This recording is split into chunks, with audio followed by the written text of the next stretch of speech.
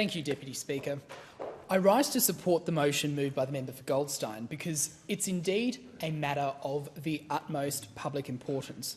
Small and family businesses are doing it tough under this government. Across my community in Macpherson, from cafes and pubs to local grocers, sole traders and manufacturers, it's becoming harder to operate and more costly just to keep their doors open. When small business succeeds, Australia succeeds. Creating the conditions for enterprise to flourish is critically important to repairing our economy, to driving real private sector wage growth, reducing consumer costs and building a more prosperous nation. What those opposite fail to understand is that when they make life harder for small business, they make life harder for every Australian. Many Gold Coast businesses do everything they can to shield their customers, but they simply cannot absorb every new cost and every new regulation imposed by this government.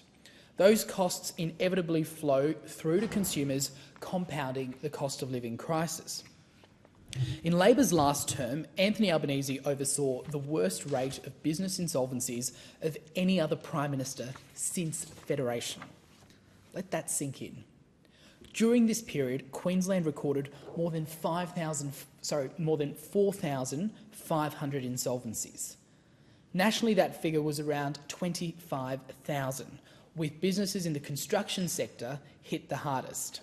What does that tell us? Construction's becoming less viable under this Labor government. Between union pressure, mounting red tape and higher operating costs, the sector is being strangled. And as a result, Australia's falling behind in infrastructure, roads and housing. Among the thousands of collapsed businesses are hard-working tradies, Australians who backed themselves, took a risk and set up their own business to contribute in building our country. Instead of supporting them, this government's doing everything it can to hinder their growth. Because why would Labor want a thriving small business construction sector?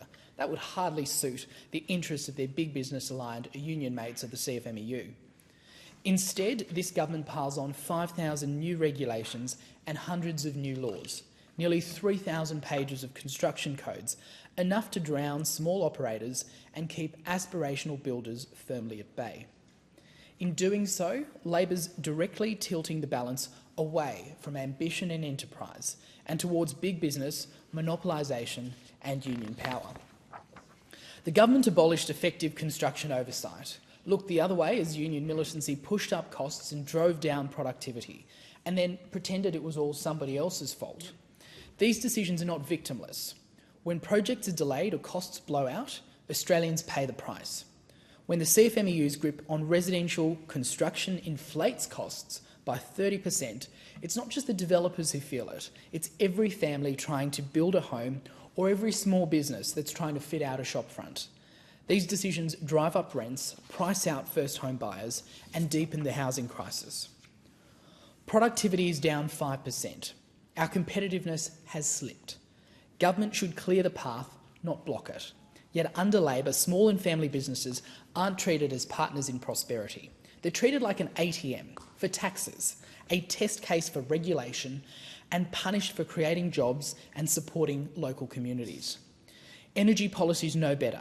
On the southern Gold Coast, businesses are doing it tough and they're staring down higher power prices, while ministers chase ideology over outcomes.